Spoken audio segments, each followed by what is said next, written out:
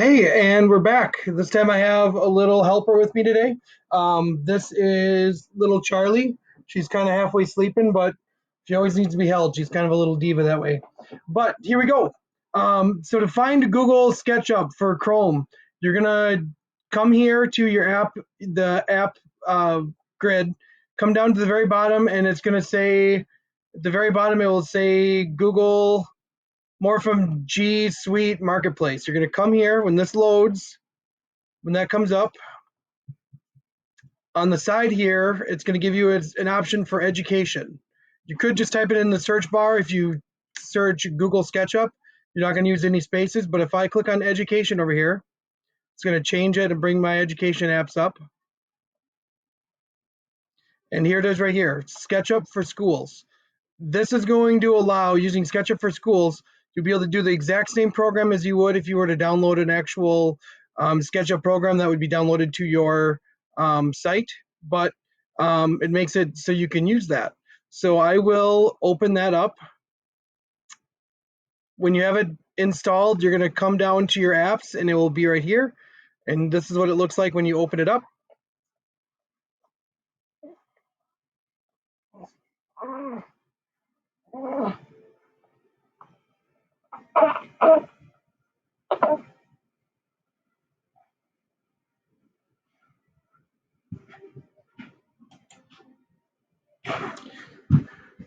Okay, now as you open up, it'll show the files that I already have here, which I can kind of run through really quick.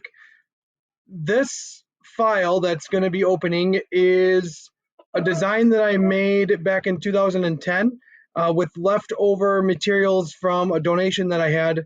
And you can see you can choose the different materials when you create an object, and you can make some that are transparent.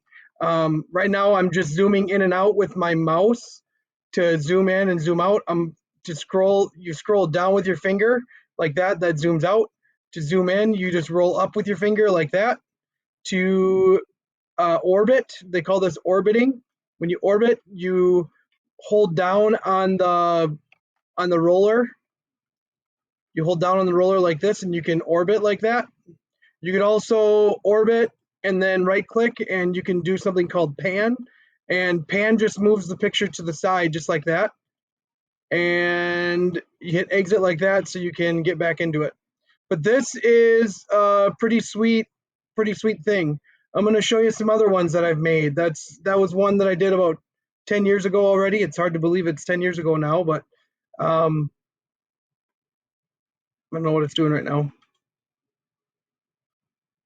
I'm trying to get the ones that are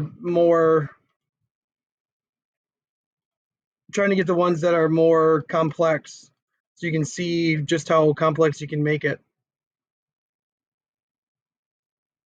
This is my former house that I lived in Baraboo.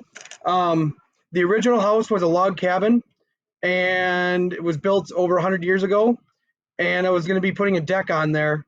So this was the original house. This is a chimney structure that comes up through it.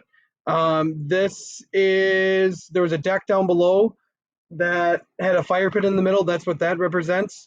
This was a garage and a bedroom that was added on. But this is all real measurements to what it actually is. You can see that you have the sizes in here. I'm going to talk about that in just a minute with I'll talk about that in just a minute with how you need to be typing in when you type in the numbers. There's going to be a specific thing you'll need to do to type those in. I'll go back to home and pull up. This is a hog barn that we plan on building down here in Highbridge on our property, and that's actually one of the trade skills that you'll see. This was made with SketchUp 2016. This person is supposed to be like 6 foot tall. You can actually use some of the measurement tools down here, and you can see exactly how tall they are.